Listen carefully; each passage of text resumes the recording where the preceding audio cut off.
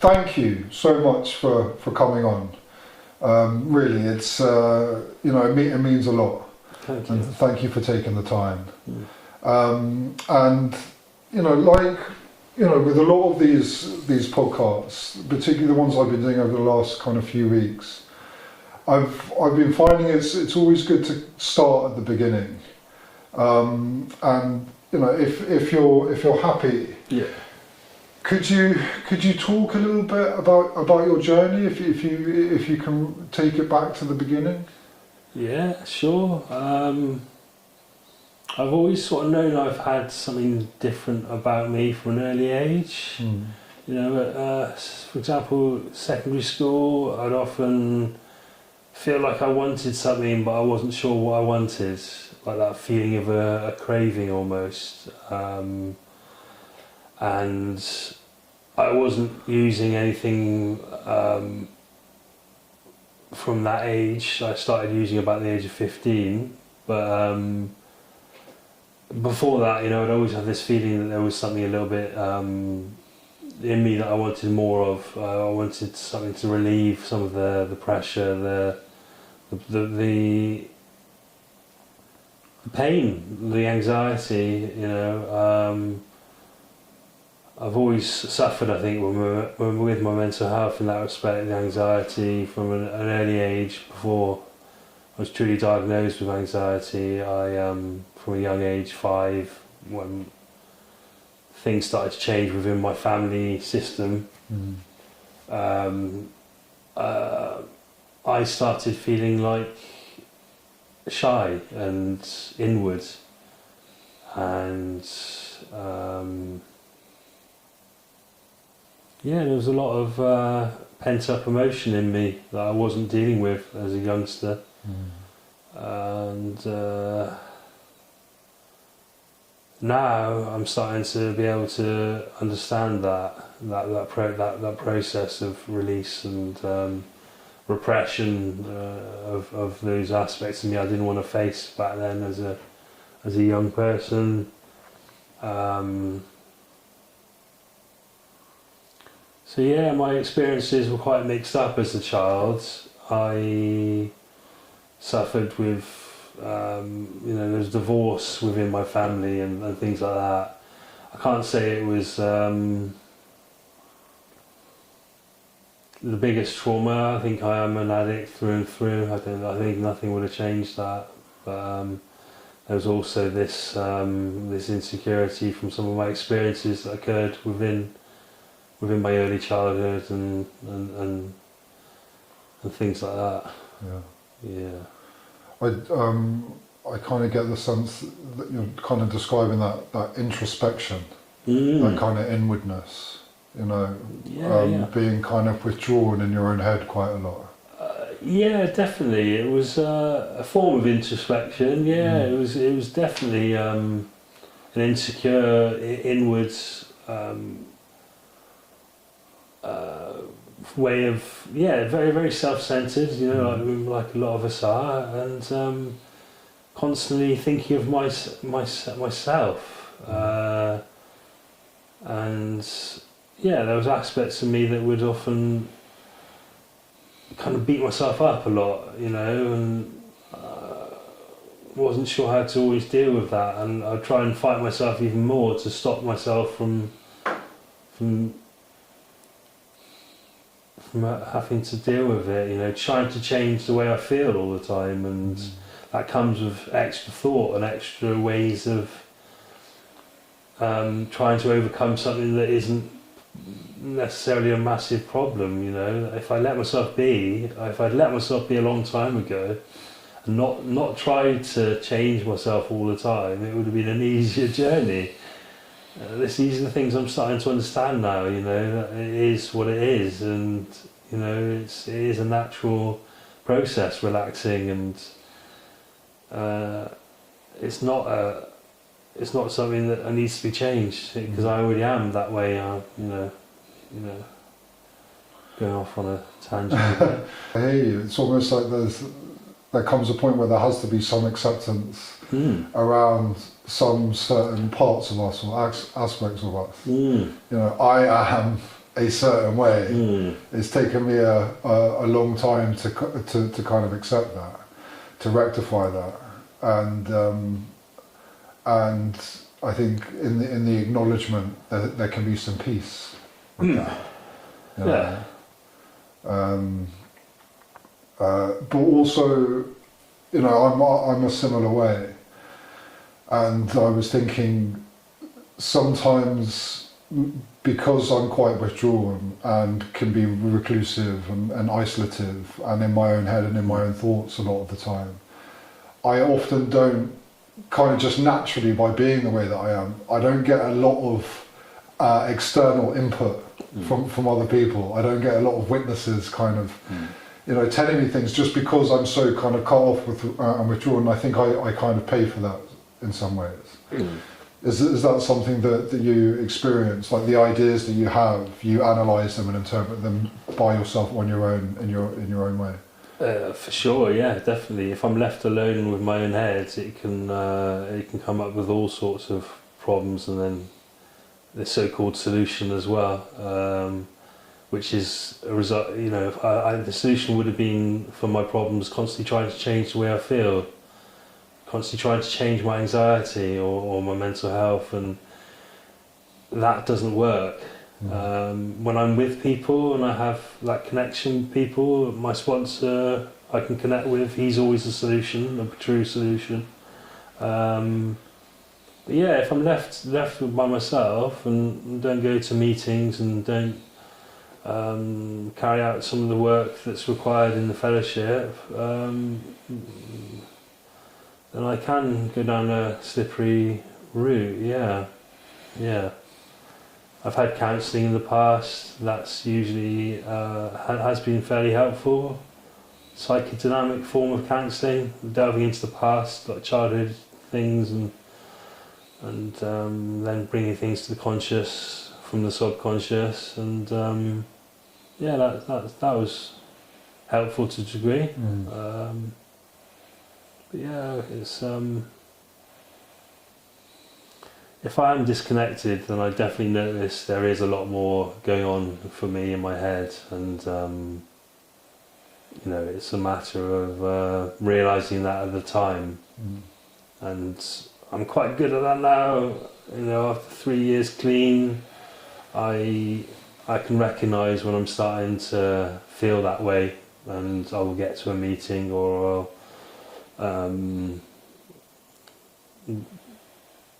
do something that's going to help myself, ring my sponsor or whatever. And just you know, continuing with the mental health. Yeah.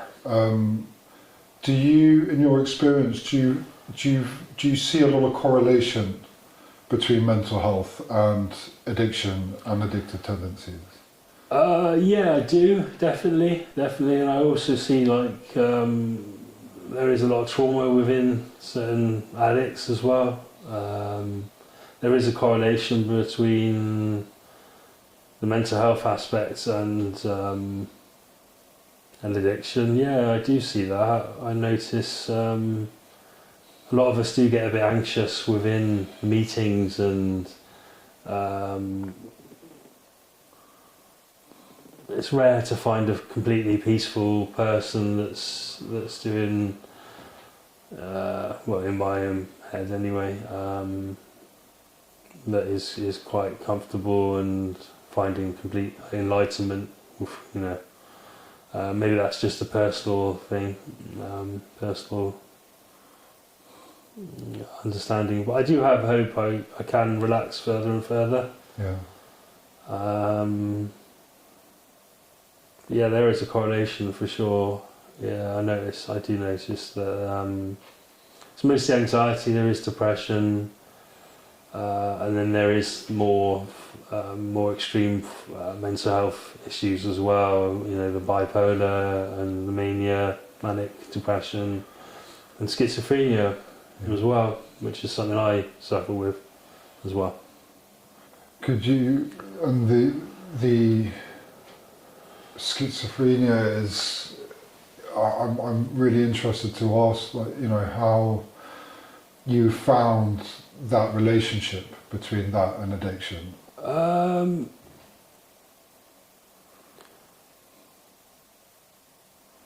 think it was a lot.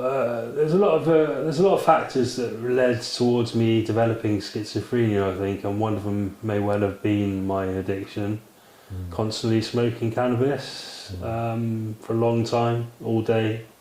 As soon as I woke up in the morning to the virtually the end of the day, smoking cannabis, and that twinned with stress and repression and inability to deal with my thoughts, anxiety, probably brought on a lot of stress for me, and that kind of like the ongoing stress of using and my mental health together would have caused the more extreme aspects of my mental health problems. It kind of accumulated, who knows, if I hadn't have touched cannabis, I don't know, I can't really say that I wouldn't have got schizophrenia. It may have been milder, it may have not have occurred. And but I kind of do attribute it to the ongoing use and the stress. That's kind of my little theory on it. And with schizophrenia, like with cannabis, because it sounds almost like it's just that kind of self-prophesizing cycle that many people experience in addiction. That the cannabis maybe alleviates it to a certain point, but only exasperates it kind of along the journey. Yeah, for sure. Coming off cannabis is an example of the extremities of the things it can develop within you. It can cause that dependency on cannabis, and then coming off it. I wasn't sleeping for weeks after coming off it.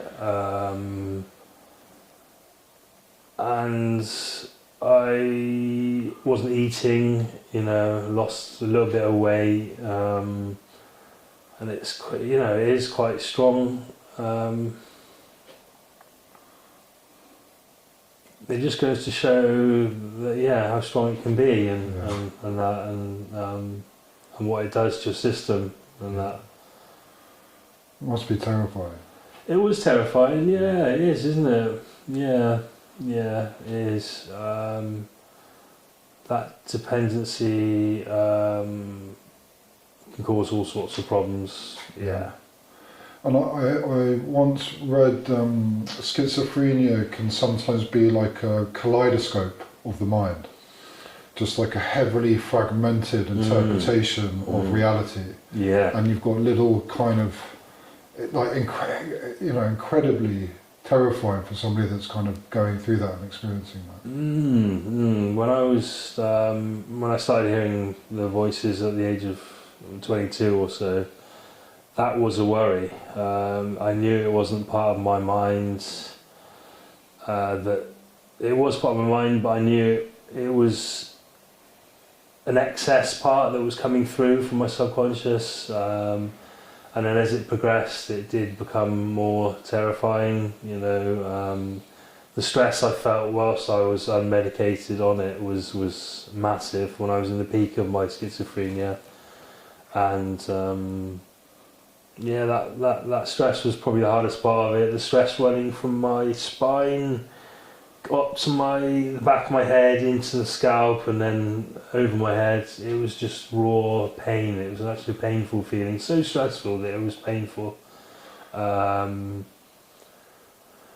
the notions I was having whilst I was in that situation was scary. It was voices of God, thinking the devil was creeping into me. A battle between good and evil, the light and the dark was going on in my head, and I could feel that compound in my mind. It was pure repression. I wasn't approaching anything. I was denying everything in my mind. So everything I was pushing away. There was no ability to relax. So a massive breakdown I had after coming off my medication, and that stress from my original psychosis, diagnosis, stress of coming off my medication and having another breakdown, was then re-diagnosed with schizophrenia afterwards. So it was. It is a struggle, but I'm medicated now. It does help a lot, the medication. I wouldn't try teetering with that, much. I've had it reduced recently due to the stiffness it can cause, and it is an excess disease I have to deal with alongside the addiction. But it's one that is very manageable. I'm finding ways and means to relax. And I do have those moments at times.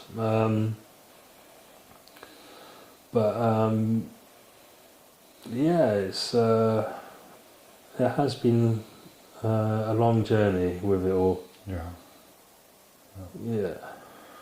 I'm just really kind of happy that you're kind of managing to find some balance at the moment. Like, it's really beautiful to hear and witness. Yeah. And I because you mentioned it, briefly when we were talking about the cannabis. Yeah. And I was thinking, when I was very young, cannabis I think was very different. Yeah. I think when I look at, or from what I understand really about cannabis these days, is that I don't think I would recognise it as something I took when I was younger, when I was a teenager. Yeah. It's a really powerful drug these days, and I don't think a lot of kind of young people realise how strong it is. Yeah. I mean, even when I started smoking it back in the early, late 90s, early 2000s, it was a lot more hash out there, and things like that, which has kind of been pushed out of the market a little bit. The hash is a less strong substance, and it was. It's changed a lot over the years, for sure, and it wasn't too bad at the start. There was a little bit of weed you could buy, but not quite as strong. It's not imported. It wasn't imported. It was usually home grows within Bristol or whatever that would supply it, and things have changed a lot over the years. The amount of different products you can get, the gummies and all the that resin stuff you can put in bongs and real quite intense THC compounds. It's like back in the day. It was almost like a kind of natural. I remember a bit. It was. And there were like different things that would kind of give you different feelings to a certain extent, but also it tasted tremendous. It was like a different kind of taste, particularly with the different types of hash and the different kind of natural weeds and stuff. But now I feel like it's kind of on steroids. It's kind of grown hydroponically, and it's kind of just, it's not what it's meant to be in its natural state. I don't think it's something else. Different. Yeah, I agree. It is. That's a good way of describing it, actually. That weed on steroids. Yeah. Because that potent smell and the potent taste is there within certain strains of cannabis. Yeah. It's a strong smell. Yeah. And things are just generally stronger within it. Yeah. Yeah. There's all sorts of different flavours you can get and types, but there are some that are a bit more relaxing than others, some that are more active than others. I think there is a lot more of that active one, especially in Britain. I'm not sure about America. The legalisation in America is, you can get whatever you want in that respect. But there's a lot of these hard-hitting cannabis around, and it's it kind of either mongs you out, or you can be a bit more active on the stuff, and the active stuff's probably a bit more dangerous. I remember when I was younger, cannabis was often described as a gateway drug. in the sense that I think a lot of people tend to experiment with cannabis at a young age, and for lots of people, maybe it's the only thing that they do, but eventually it kind of opens the door to other things if they're introduced. Yeah. Is that something that you experienced growing up with cannabis? Yeah, I would say so, because we're in a few years of me trying cannabis. I was into raving. I got into a bit of raving, which definitely affected my mental health as well. The ecstasy, MDMA, and all that. It kind of went all a bit hand in hand. The party scene, you know.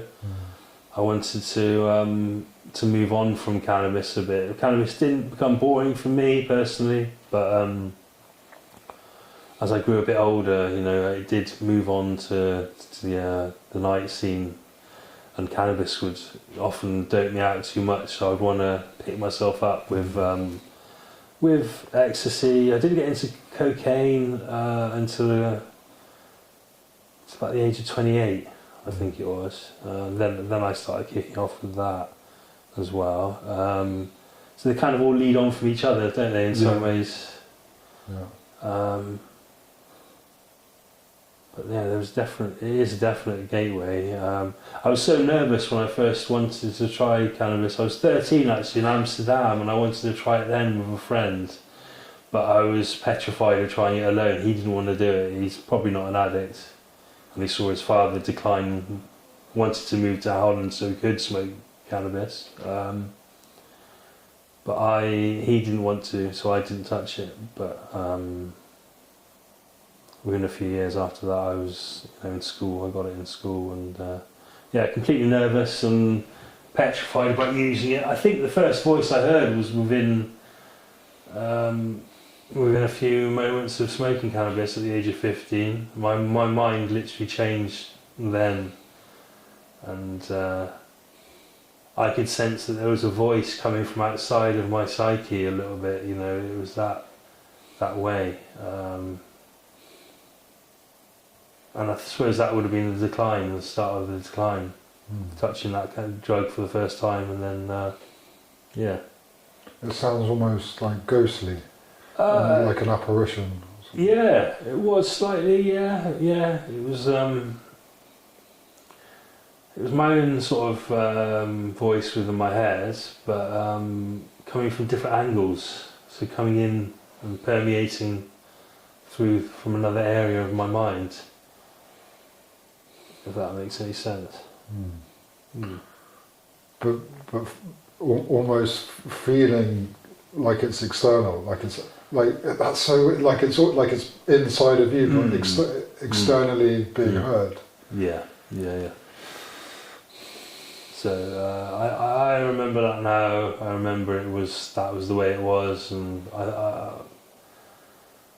and then things just got worse and worse and worse. You know, as I went through my years of using it, anxiety was worse and things, and I think all of it combined in the little compound of my mind and the balls of mess it was, within me.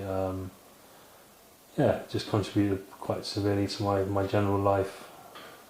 Well, and I know you said earlier that there was times where you'd push it down. You kind of knew it was there, but it was almost like there wasn't the capacity or the space to kind of confront it or deal with it. Or, acknowledge really what's going on. And it's kind of so it sounds like almost as it progresses, when it does come up, it almost kind of is released. It's like a pressure valve. It's something that just needs to kind of escape, almost like that energy. Yeah, definitely. There was no ways of dealing with it when I was going through it. With cannabis, it makes me quite tired and lethargic. I wasn't going down to the gym. I wasn't doing yoga. Barely went to counselling and things like that, and wasn't in recovery off my drugs and alcohol and all that. So it wasn't being dealt with properly. So yeah, approaching myself the way I was just causing more problems. It was a fight, in myself. There's a battle going on constantly, and that battle is alleviating now, but there's still a little bit of stuff going on for me, definitely. Repression is, severe repression, I think, is leaving thoughts to fester within and not bringing them to the forefront. I think has caused most of my problems. And the inability to bring that forward and deal with it correctly was another factor as well.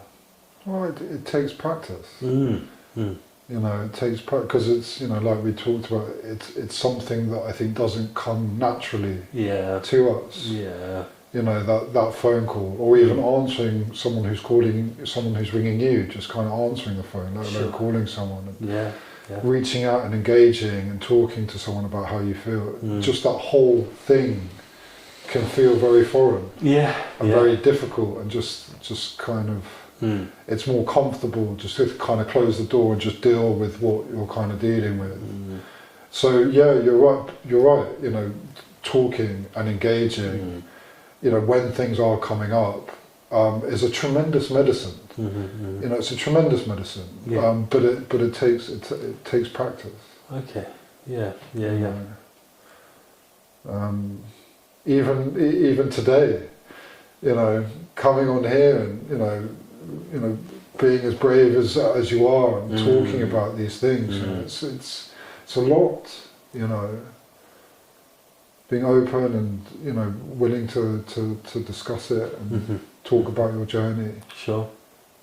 Thank you. Yeah. Do you give yourself like affirmations or pats on the back, like 3 years sober, your head, bright eyed? Do you do that? I think it's being in recovery for 3 years is one of the greatest achievements of my life, almost. So I do give myself that acknowledgement, which comes naturally sometimes. I'm not sure about affirmations, but I think that realisation that I'm actually 3 years clean and nearing is enough to help gratitude run through. I think it should be a bit more natural for me to find that gratitude. But sometimes I'm not in that frame of mind. I'm still quite clogged, and at a meeting sometimes I'll think, wow, you've done amazing really to manage this. 27 years of smoking and cannabis and cocaine and MDMA use and alcohol and all of it all day long, and then to be 3 years clean and not able to stop at one point. It is something I should be proud of. Well, and I think that level of using and consumption over like such a prolonged period of time. Particularly, from essentially what would have been a very young age to kind of, being, a fully grown adult. Those real kind of developmental years. For the nervous system, for the brain, the pathways, the neurological pathways. I think sometimes with sobriety, particularly for an addict mentality, the thinking can be, I should be feeling different immediately, or I should be fixed immediately. But the reality is that it does take and can take a lot of years, a lot of time for things like you said a moment ago. Like there's still a lot to kind of be, unravelled and untangled for things to kind of fully figure themselves out. I think it's about letting the dust settle a bit, isn't it? And naturally let that. I think there's a a Zen analogy or description on letting that bucket of sediment just settle gradually. If you ruffle the bucket with the sediment in, it tends to re-emerge. That's it. And then if you let the bucket of sediment just leave it, then that compound, all the thoughts will just gradually, slowly, relax. Yeah.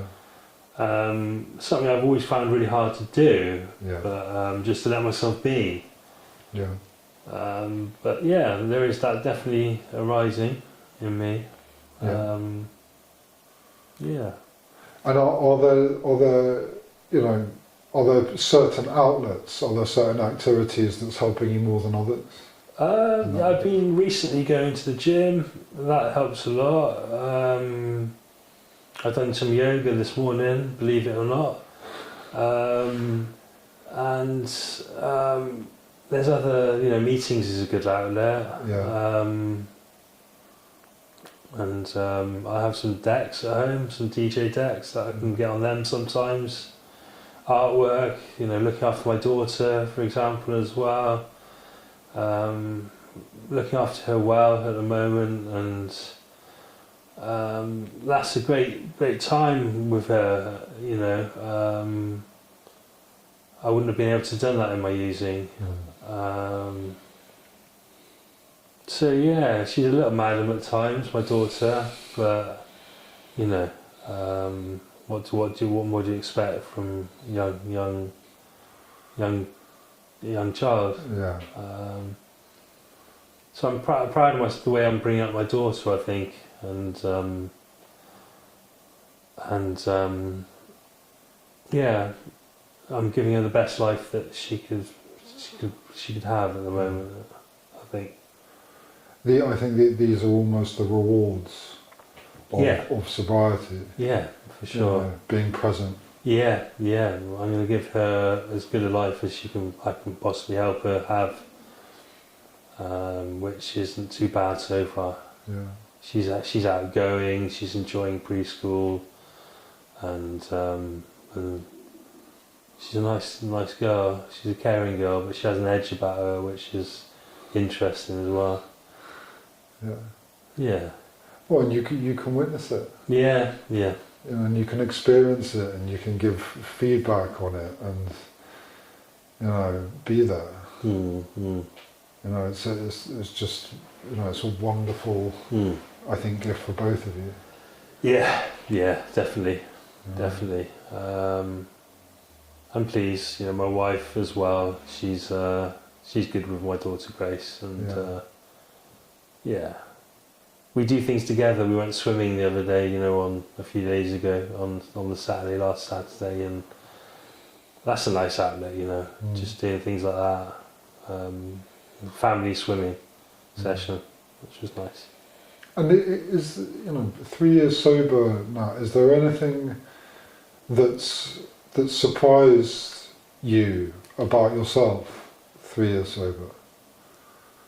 Yes, definitely, mate. It's my resilience to my mental health and putting through some real challenging times, with that, the frequency of my emotions going up and down, and, depression's kicking in, and severe anxiety kicking in, severe tension and thoughts, severe feelings, putting through all that.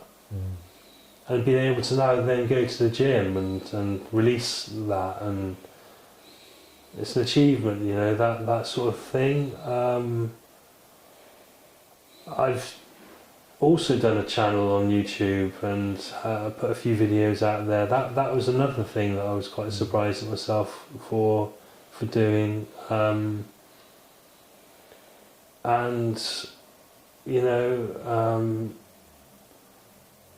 Being able to clean my teeth twice a day, things like that. Yeah.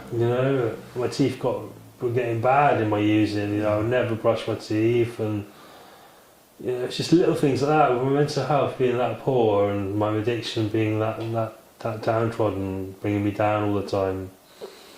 it is little things like that I can see are there are, there are good things within my life that I can fulfill. Yeah. I'm just thinking about the mental health, and I was thinking, with the anxiety, and the depression, and in your case, schizophrenia, and then there's OCD and ADHD, like you said, bipolar eating disorders, and it's just really, upsetting to hear how many people suffer with these kind of underlying kind of mental health issues, and how much it increases that level of susceptibility to medicate it yourself. Yeah, of course. Yeah. I think initially it is the amount of feelings that we feel that it causes us to want to use, isn't it? And I think feeling is a lot when you have mental health issues going on. Yeah. Whether it's underlying, or not. You have the beginning of things happening for you, and it's probably in some ways quite sensible to self-medicate, at the start. Yeah. If you're not an addict, you can self-medicate at times when you need to, when you want to. It can stop suicide to a certain degree, but there is a point where you have to say, look, enough's enough, it's time to face, what's going on for me. And it does get so painful if you're an addict, and you continue to use with these mental health things going on, and continual use of drugs. Well, I think, for someone that is battling with an underlying mental health issue, and they are trying to manage it themselves through kind of self-medicating, through whatever that might be, and maybe it gets to the point where, it's difficult to hold down a job, it's difficult to kind of maintain a relationship, it's difficult to manage finances, and there's this kind of, almost this kind of day-to-day, escalation in practicalities, the everyday responsibilities that I think most people need to be able to manage in order to live a kind of functioning life suddenly become almost impossible. And I think, and that can be very progressive, but once you're kind of going down that road, life isn't really about living. It then becomes about just not drowning. And it's extremely painful to have to wake up and go to sleep in that type of circumstance where you're just trying not to die, or be homeless, or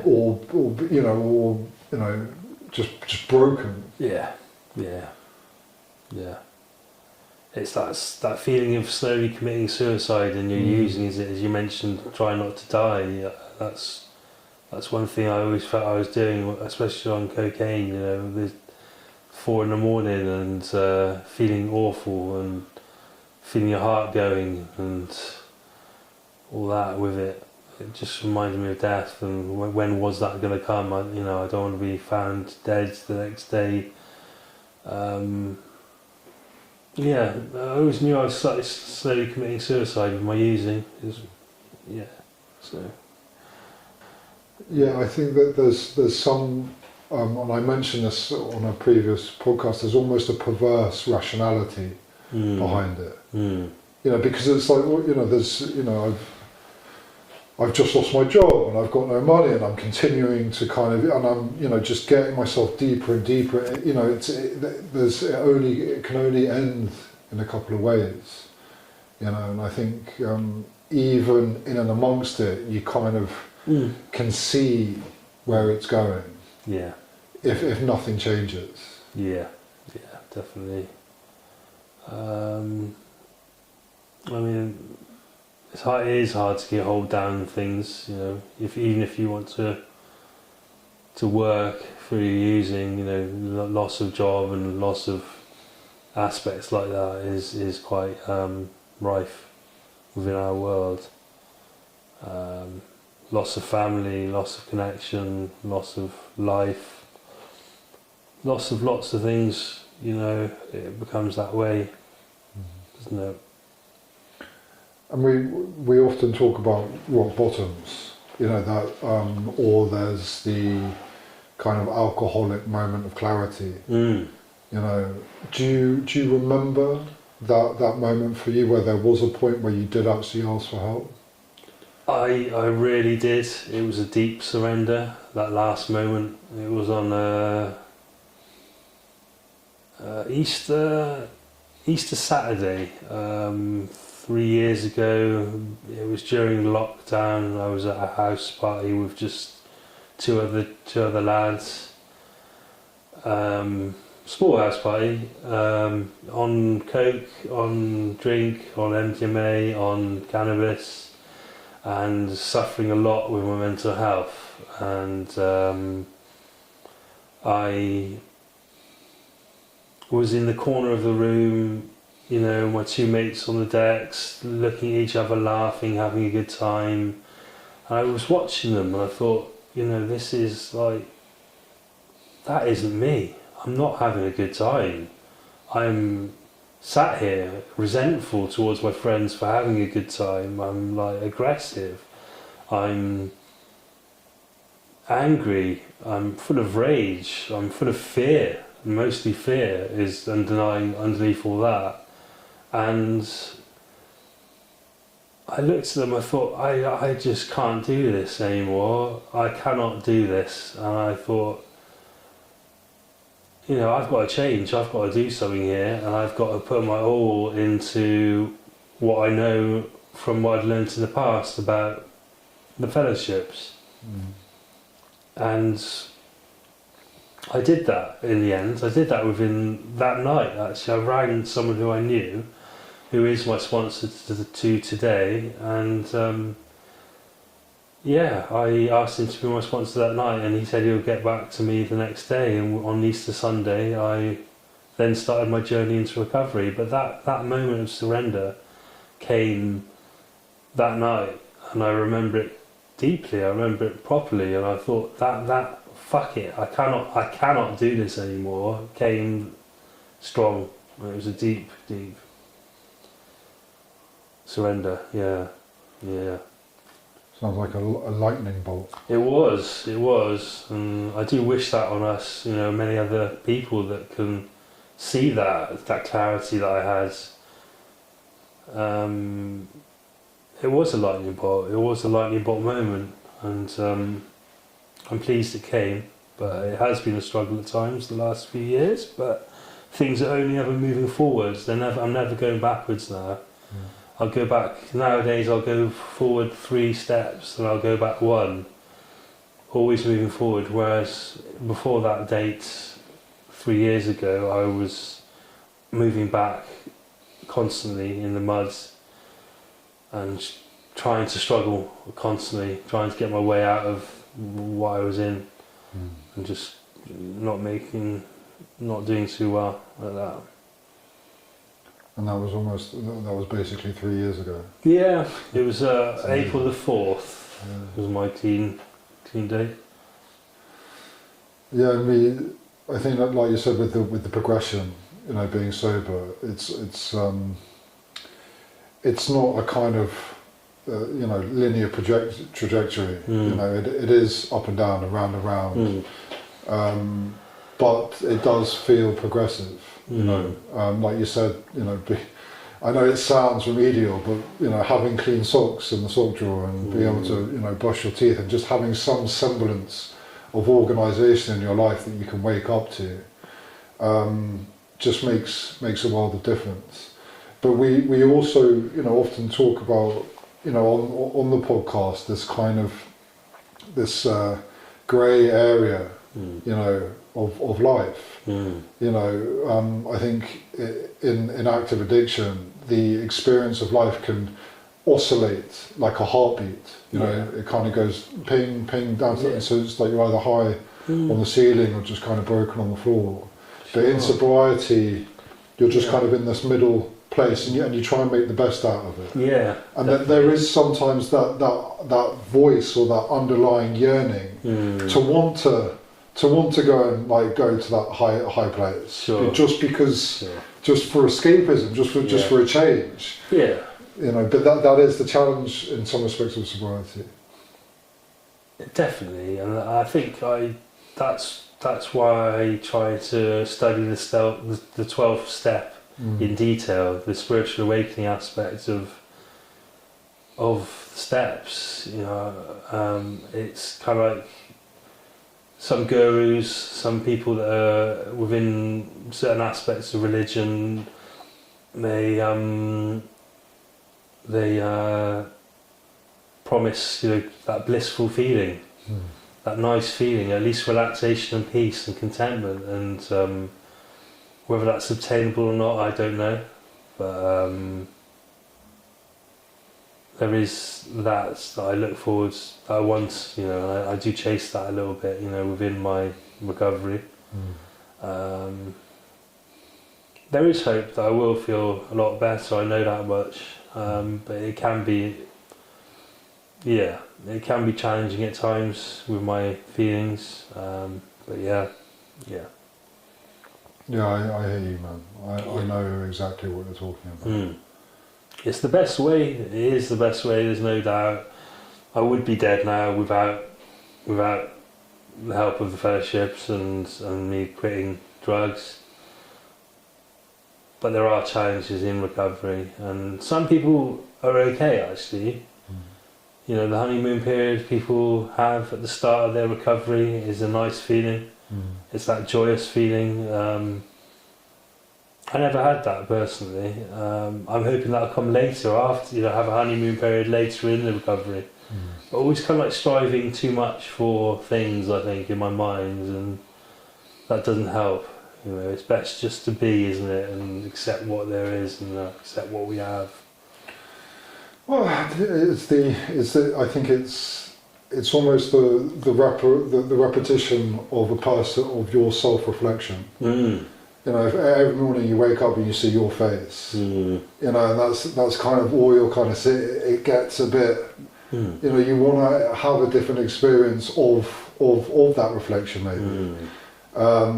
And sometimes I think that's where, you know, being active and engaging with different things can be really impactful, particularly in sobriety, because you're kind of getting external inputs about you from other places. It's not just you seeing you each day. You know. It's somebody else kind of experiencing you and giving you that feedback. You know, and you being witnessed, and experienced in a sober way. You know. I feel like some people that I know who seem to be doing really well in their recovery seem to be very busy in that regard, you know. They're sociable, they're out there, they're kind of doing things, they're engaging with different things, it seems to benefit them a lot. Definitely, there is that. I think having a routine, having, you know, planning one's day is important as well. And having that routine that you fulfil the plans that you've made. It's good to fulfil a plan, you know, once you tick off the thing you did want to do. It's a good feeling, and I think people that are good in recovery are like that. They have a diary, you know, they organise a little bit better, you know, doing step work, doing a meeting a few times a week, and things like that. You know, it's good to have a bit of structure and be sociable as well, as you say. Being sociable. There is the certain aspects of that in me. I find it hard being around people too long. Not always. Yeah, 2 hours at tops. I think I find is okay for me to spend around certain people, and that's a problem in me. I think. My friends are okay. The people that aren't addicts around me are okay usually. That are able to spend more time with certain people. But for me, it is a matter of me becoming a bit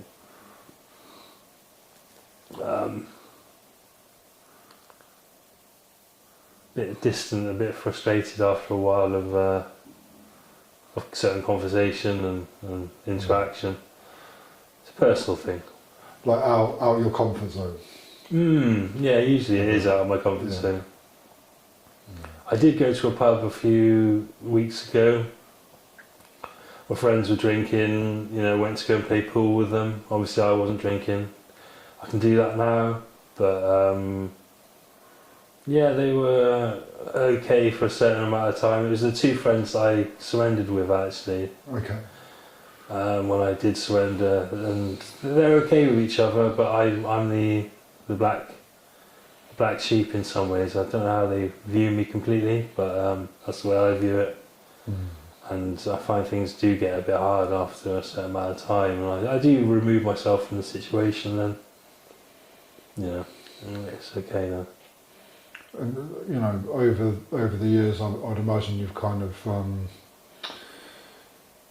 harnessed or developed some kind of tools to utilise when those kind of moments arise. Of course, yeah. I usually speak to my sponsor before I go out and say, "Can I ring you if I feel like I'm gonna pick up?" Alcohol, it would be first probably for me.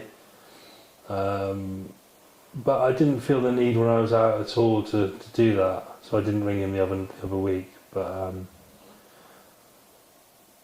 there's also just running that tape back,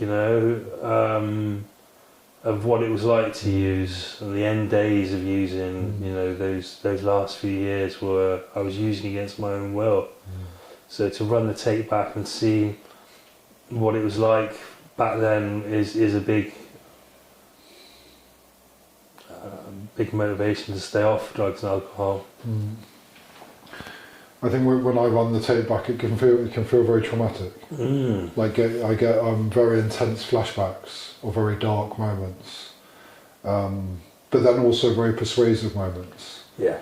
And I know what you're talking about. Listening to in those situations, you pull yourself away, but out of nowhere, the idea can just creep in. Not even creep in. It just kind of arrives with no warning. As just a means to kind of medicate whatever feeling there is. It's the familiarity of it, I suppose. Sure, yeah. I had that over Christmas a little bit. It was the fuck it button was starting to arise in me. I hadn't done meetings, I hadn't spoken to my sponsor, I hadn't connected over Christmas, and I found there was a bit of a struggle recently with that. Last December, pulled myself back from that, but there is that in me that will sometimes think, maybe I'm tempted to try it, or just a little puff, wouldn't do any harm. Little excuses, little reservations that come in, and I can bring myself out of that usually, even without the help of sponsor and things. I can reassure myself that isn't the way. I think my surrender was massive that I had. There are no reservations almost left in me, and that point helped a lot with my recovery, I think, and thoughts of using haven't been too bad in the last 3 years. It's just the other things that have been. My mental health and things, struggles through that. Well, it's you're making massive adjustments. To your everyday life. And it would just take some getting used to. Sure. I've heard a lot of people say, the first few years are tricky when it comes to mental health, and things just do get better and better. Yeah. And that is my experience as well. Yeah. It's just I am caught within a bit of it still. The first, the thawing out process is still occurring mentally. Yeah. And it has been traumatic at times, the using and the other aspects of my experiences from the past. It's all kind of contributed to that the thawing out. Yeah. Needed more. It's not easy. And also everyone's different. I think a lot of the time we use these words like, recovery and sobriety and addiction. And sometimes, I don't really feel like those words really do, when it comes to the individual, justice, for what they're going through. Sure. Or for what they've been through. Sure. I feel like, addiction and recovery and sobriety is just such personal journeys and experiences. Yes, there are similarities, and yes, there are traits that are attributable to each person's experiences, but I think it's a very personable journey. Sure. Of such a broad spectrum. Yeah, I agree. Everyone's perspective is different. Everyone's journey is different, and it's a good understanding. Good point. And do you feel like, when you observe, the world or society, where you're living, do you recognise, or any communities that you're kind of engaging with, do you recognise mental health? Do you recognise those types of behaviours in and around your environment? Like, do you pick up on it? Do you think it's something that's getting worse? Is it something that you encounter regularly? I do, yeah.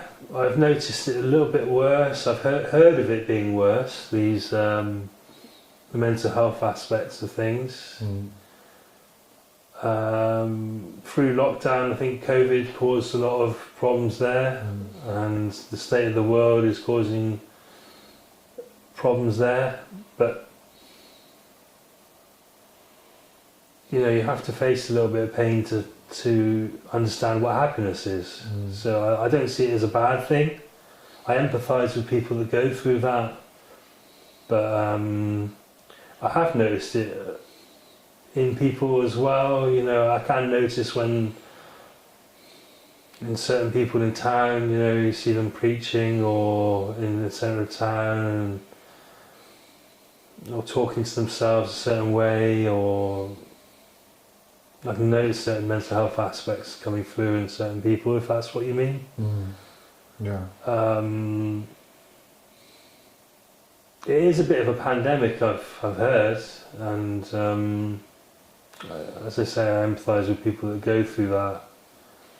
And in terms of help that's out there, is it if a person is experiencing something like that, if it's a mental health crisis, or if it's a behaviour, or if they're in kind of active addiction, going back to that moment of clarity that you had, that there is help out there if you can kind of catch yourself in those kind of really kind of valuable moments. There is definitely help. There's facilities, isn't there? There's all sorts of facilities. BDP, DHI, got the fellowships, which has been the most help for me.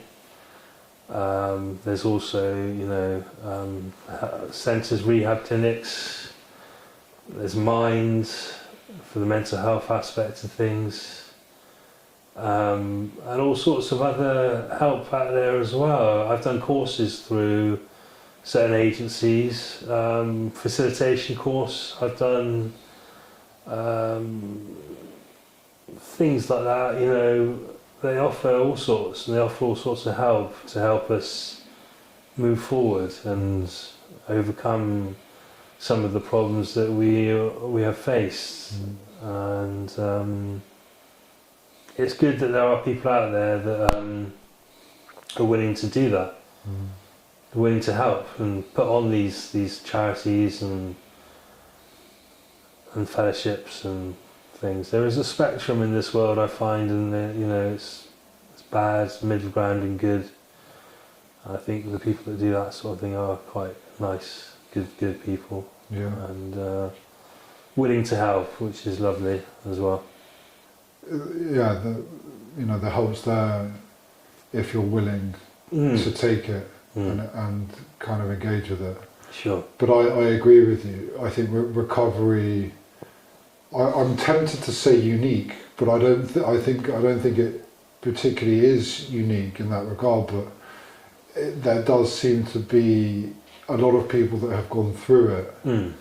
A big part of their recovery, their longevity, their sustaining their sobriety. Sure. A big part of that becomes about helping other people who are going through it. Sure. Yeah. It's the giving back aspect, isn't it, of the step work. Not the step work. It's a giving back aspect of the fellowships. Yeah. It's what keeps the process recycling itself.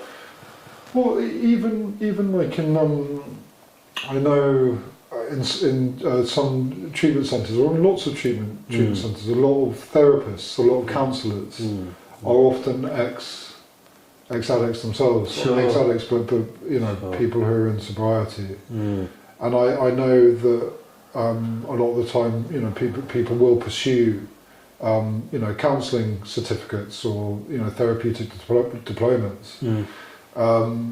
And I think in that sense, the experience of addiction, the experience of mental health, and then the experience of sobriety can be quite an education in and of itself. That can be quite unique. Yeah. You know, it's very difficult for a person to understand it fully unless they've been through it themselves. Sure, yeah. It's a good feeling helping someone, isn't it? Especially when they're struggling. Yeah. It's offering that support to someone that needs it. For example, being a sponsor to someone that's early days in, it's giving back to that person what you were given yourself. That offer of recovery, that hope.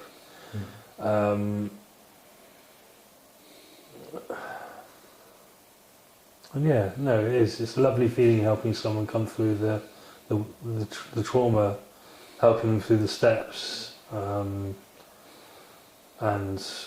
yeah, it's rewarding, isn't it? But look, man, I can't thank you enough for coming on.